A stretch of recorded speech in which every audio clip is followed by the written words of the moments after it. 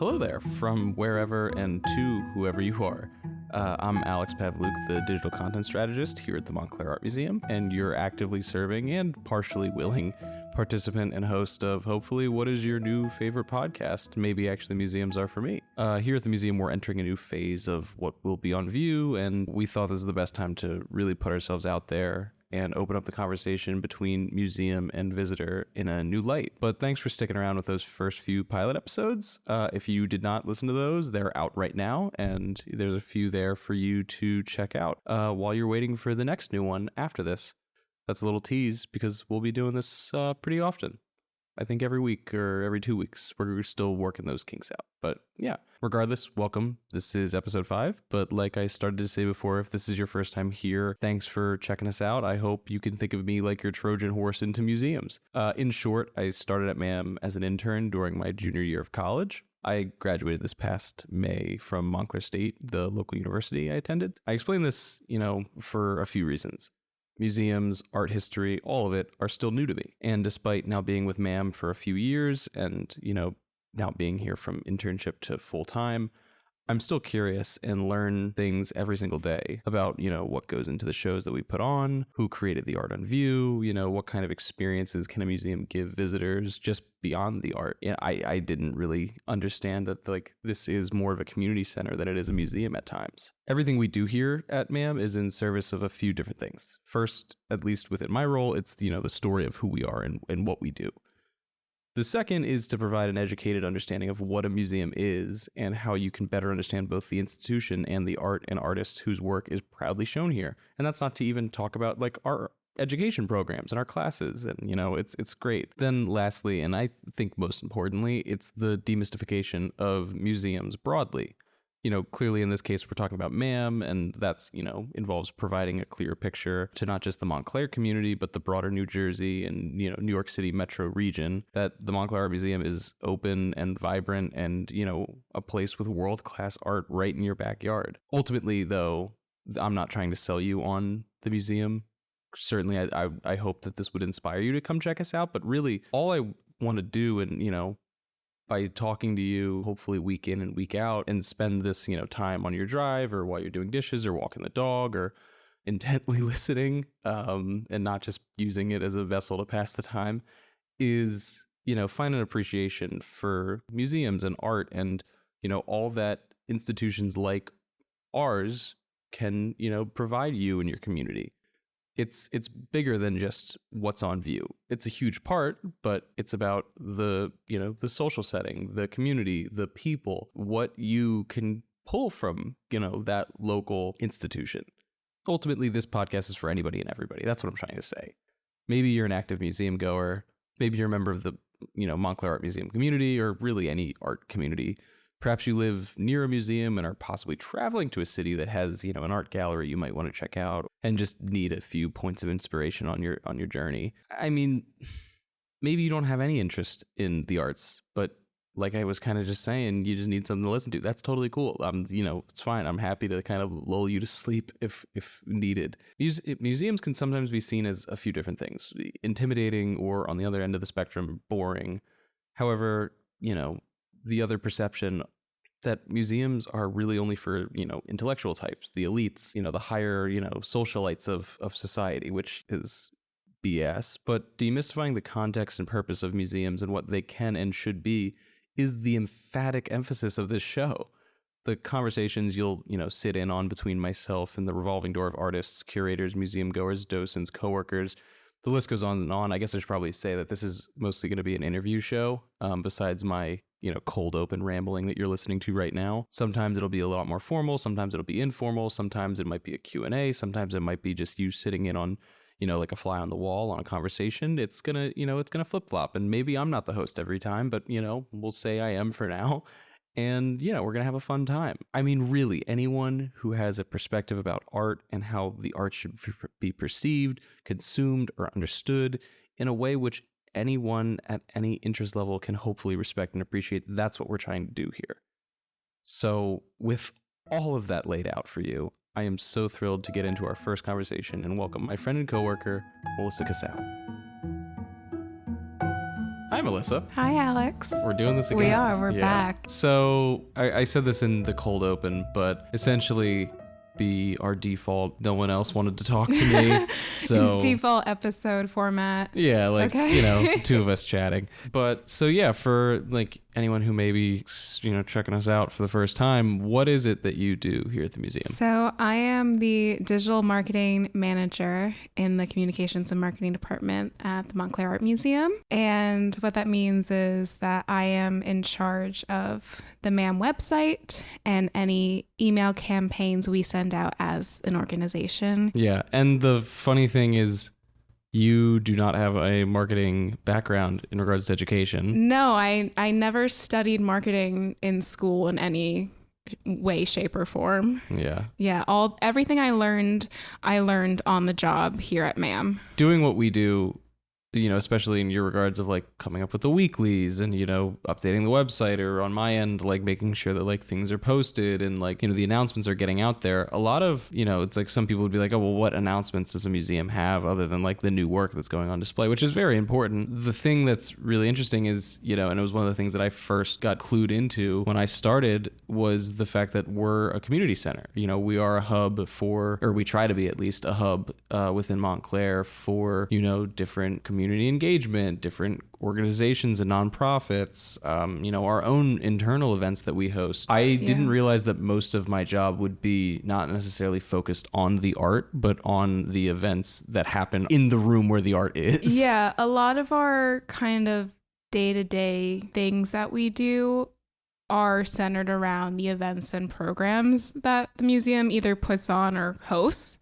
or in partnership with other community organizations, engage with artwork in a way that's more than just going to a gallery and looking at it. Yeah. I guess it like really like redefines like contextually like what a museum is. And I guess like in a sense, like before you started working here, like were there other like institutions or like places you went to where like different events like this even happened? Or was this like a product of just like kind of showing up and being like, oh, this is like kind of like me, like, oh, this is what we're doing. Okay. Like when I started in admissions, I worked Friday, Saturday, Sundays, because that's when we're open. And every Friday I'd get a list, or everyone at admissions would get a list of what events were happening during the weekend. So we knew if like we were closing early, or like if there would be special people coming in and out. A huge part of that was there were rentals for like, people renting Lear Hall for a birthday party or a lecture or something. And then there'd always be something like Sunday Studio or some kind of lecture or all these other things where I was like, oh, okay, I'm not just selling admission tickets. I'm also selling tickets to this program or that program, or giving information about this program and that program. So yeah, that's when I first got it. Yeah.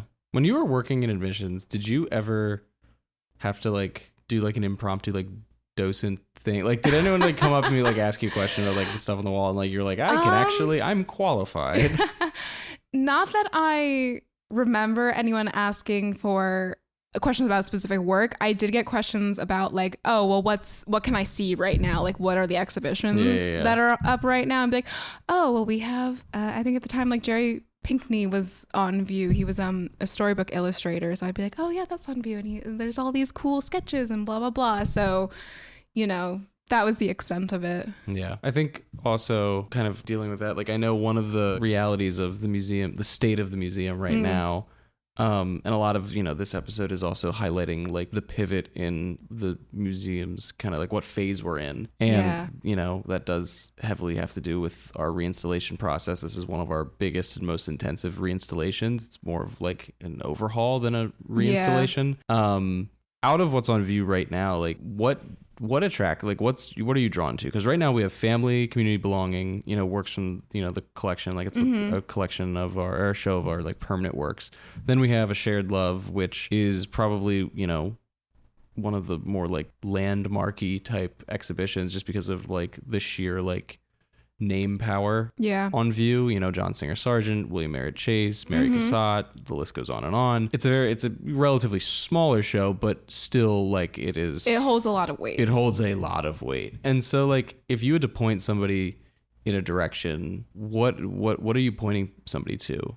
Especially if it's maybe their first time at the museum. I feel like I could give two different answers, where if someone was to ask me like, what am I most interested in that's on view right now, it's a shared love. Not just because, the name or whatever.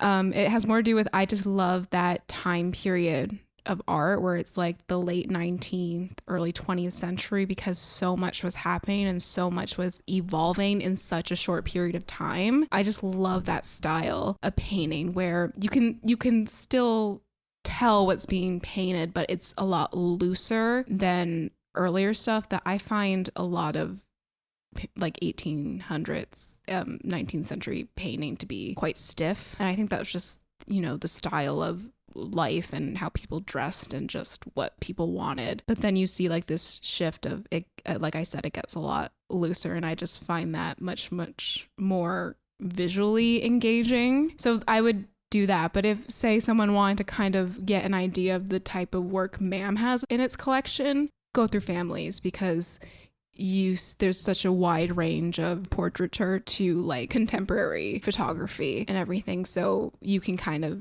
understand the breadth of what we have in terms of time period and different artistic styles and materials that people use. I just want to hear you talk about art history. That was awesome. Oh, anytime. I love flexing those muscles, because you're always afraid that, like, when you don't use something for a long time, that you forget or it's gone. So anytime I get to be like, okay, I still got it a little bit, I still remember my school years. Yeah, no, it's really, so let's talk about your art history stuff. That's interesting. Okay, let's talk about what's on view. Let's talk about what we have. Yeah. What is your like favorite kind of style? Because we're an American art institution, American and Northern Native America. Yeah. Like, what is your favorite like style that we like have? You want to know something funny? Do you not like it? No, I do. I know, It's just I know you're busting my chops. I didn't really study American art that extensively in school. Like, especially in my undergrad, the focus was much more on European art history. Like, even in the intro to Western art class that everyone's required to take, we were in France and Italy, a majority of it. Like, that those were the places to be for art. So a lot of my early fascinations and introductions into, art history was that kind of mainstream narrative of what great art is. And then I got a little bit more art history when I was in grad school. And then I've been getting a lot of education since working at MAM. Yeah. I feel like I have a great affinity for like 1960s like pop art, like the New York art scene in the 60s, where, again, it was another time where everything was changing so fast, and the question of what is art and what is considered art really kept coming about. And this younger generation of artists were saying there shouldn't be limits of what art can be. Art can be anything. Yeah. They were really going against the institutionalized idea of higher art and, painting and sculpture and all those traditional media being the height of artistic expression. And I think if you look back at what I said before about a shared love, I love those transition periods. I love those periods where people start questioning and they start fighting back and just like everyone's kind of like, I'm gonna do whatever I want, and I like this, so I'm gonna do that. And I think that's great when there's all this change and flux happening. Yeah. I mean, considering like change and flux and whatnot, and you cited the pop art movement of the 60s, and I think back, like, sadly it's not on view right now just because we're turning over exhibitions, but we do have 12 Cadillacs by like Andy Warhol, and that was like one of the first artworks that I like stumbled across. There's this artist called Jim Dine, where he was in the New York art scene at the same time that all these pop artists were in the early 60s, and he gained notoriety during that time alongside them. And he worked, it was similar to the style of pop art where he used he depicted like manufactured goods and like pop culture items and things like that. And I love him. I learned about him when I was in grad school, and I did my like thesis on him. And I found out during like my interview process that we had one of his works and that it was on view at the time that I started. It was like right near the front entrance in Lehman Court. Mm-hmm. So I could see it from the admission desk, and I think it was called Animals was the name of it. And it was like this drawing / collage that he did. And I was like, oh my God, like, not that like MAM wasn't a real museum before, but I was like, oh my God, this museum has work by Jim Dine. Like that meant so much to me. Yeah, no, it is as two very, very involved staffers. It is a very real museum. Yeah. And that is most of our job is getting people in the community to realize we are a very real museum. Yeah, we're not just like an empty building. Yeah. On the hill. On the hill. Yeah, and that's, I think you've touched on two things that actually kind of are different, but also kind of do correlate really well into something that I wanted to talk about, because we mentioned two works right now, the Andy Warhol and the Jim Dine. They're not on view as of this moment. Mm-hmm. They're both in our permanent collection, I believe. Yeah, and the show they were a part of has ended. Yeah. So they've gone back into storage. And kind of them being in storage, and also us talking about like the renovation process. The Montclair Art Museum is a very small museum. It is. It feels, it feels very large at times, but at the end of the day, there's not a lot of square footage. And that's with renovations and expansions that have happened over the course of, the last 110 years. In 11 decades, there's been a lot of growth, but it's just ultimately like a small building. And that's the charm of it, I think. It's a beautiful, beautiful neoclassical architecture. Yeah. Like it is a stunning, stunning building. Yeah. It's just small. It is small. And I do think that's like, I think that is a testament to like the ability and the need to rotate often. I will say this, that like museum fatigue is a real thing. It's very easy to get overwhelmed. It's very easy to get kind of lost, and not in a good sense, in a museum or gallery where you're just like, I can't look at anything else. Whereas MAM, it's much easier to digest it all in one kind of go around. That's not saying you shouldn't come back more than once, because you can always come as much as time as you want. Not even like trying to be like marketers about it. No, but it is, like I love going and looking at the same thing over and over again. And also because it is so small, and like we just talked about, there's these two works that have rotated. That's two of hundreds that have rotated. So, like every season there's new works to come see. It's not like it's the same. Like I feel like I was at my favorite bar in Montclair. Oh yeah. I was at Tierney's Tavern. Yeah. It was my college bar. Love it dearly. And my parents came up to visit, and I took them to the museum. It was right before Century closed. Mm-hmm. And so we walked through families. We walked through, at the time, actually it was the last day of Joel Meyerowitz, his photos from Cape Cod. So Shared Love hadn't gone on view yet. Mm-hmm. My parents, my grandmom, they came up, walked around the galleries. We spent probably about 2 hours here, which I think is like, if you're going to spend a long time, that's about the cap. Yeah, if you're gonna take your time and it takes about 2 hours if you're looking and reading everything. Mm-hmm. And so we left, and we were like, let's go get food. I have been wanting to take them to Tierney's, so we hopped over there, and which is like, they don't necessarily know that I work at the museum. Mm-hmm. They just kind of thought I was one of the local like college kids, which is fair. That's what I was. That's what I was to them. And we go in, and my parents still had their like admissions like tags. Oh, the MAM tags. Yeah. Yeah. And so the bartender, who I've just been there as long as I've been going, obviously. And he sees them and he goes, "Oh, taking in a little culture today, I see." And we were just like, "Oh yeah." And I didn't say I worked there, but I worked here. But I was like, "Oh yeah, you're just taking them around, whatever." And he goes, "I don't think I've been there since I went on a school trip when I was 11." And it's like, you are like a 50 to 60-year-old man, so you like, it's like, you haven't been here in probably 4 decades. I feel like that's a story that a lot of people have. A lot of people have that story, and the reality is like, what you saw 10, 20, 30 years ago, probably none of that is on view. going back to what you asked before about the importance of rotating, everyone has their own opinions or likes and dislikes. And if there's something on view right now that doesn't really interest you, wait a couple of weeks. And you know, things are constantly moving. It's like, don't think we're just always showing one type of art, because we're not. We try not to, and I think we succeed in that. So if right now maybe you don't want to come, maybe you'll want to come in September when we open our new galleries and we have our new exhibitions. And if that's not it, then maybe in February when we have some new shows, you'll want to come. So.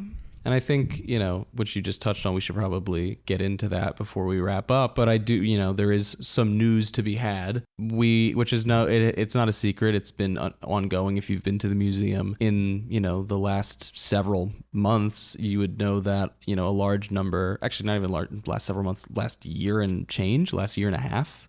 Yeah. There's been an entire section of the museum that has been closed to the public. It's opened for, you know, walkthroughs very, very, very sparingly, but for the most part, you haven't been able to do we're one big square. You haven't been able to complete a full, you know, rotation in the gallery just because of the closure. And what is happening in that space is super exciting. Here at MAM, we're I think it's the largest or one of the largest collections of Native American art in the Northeast. Yeah. We've been collecting since, you know, the early 1910s. Yeah, it was the Native American art collection was one of our founding collections. It's a fundamental part of who we are. It's within the museum's DNA. It's a very, very, you know, bedrock element of this institution, and it's been not on view for a couple years now. There's been select pieces in some shows, but hasn't been a dedicated space for our Native American art collection in quite a while, like you said. Yeah. So this isn't like a formal, I guess, you know, announcement or anything, but come September, Roberts Gallery, which, you know, is that section that has been closed off for about a year and a half now, will be back open, and it will be, you know, the new home of our, you know, Native American art collection. That show, which will be ongoing and borderline indefinite, is called Interwoven Power, a Native Knowledge, Native Art. And it is coming to MAM in September of this year. And we're super thrilled to, you know, have that space open again. Get to, you know, as long as I've been here, I've never seen the full breadth of our collection, you know, our Native North American collection.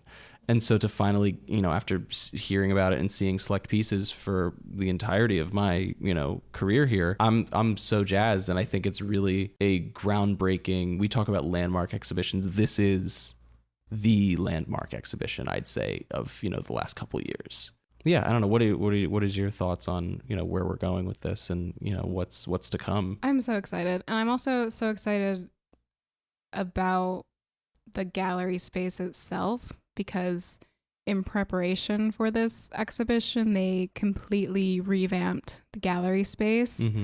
So what it looked like before it was closed to the public is completely different than what it looks like now. It was really built up for this collection now. So instead of trying to fit art into a space, the space was really made to fit the art.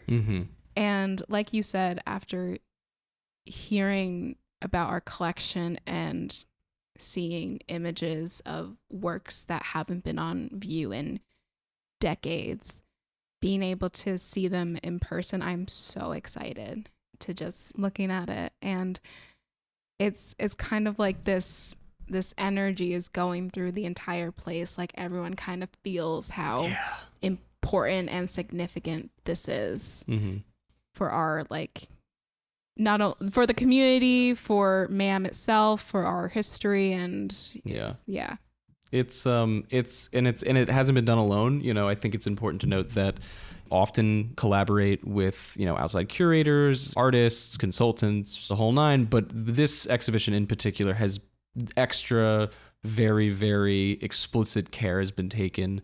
I think from, you know, conversations that we've had internally with curatorial and, you know, Laura Allen, who is the Native American art curator here at the museum, I believe this is the most collaborative exhibition ever in regards to the Yeah, museum. I would not be shocked. I feel like for months and months and for honestly years now, there's been a rotating door of Indigenous collaborators and individuals from tribes and communities all across the United States and Canada who have come and provided insight and, provided a sense of understanding to what we have for these works that, may have been donated 90 years ago, that we have the story of or no story of, what these pieces are. I mean, it's a new light. You know this because you've been involved in some of the filming of consultations, but through these collaborators, we've found out information we never had about certain pieces.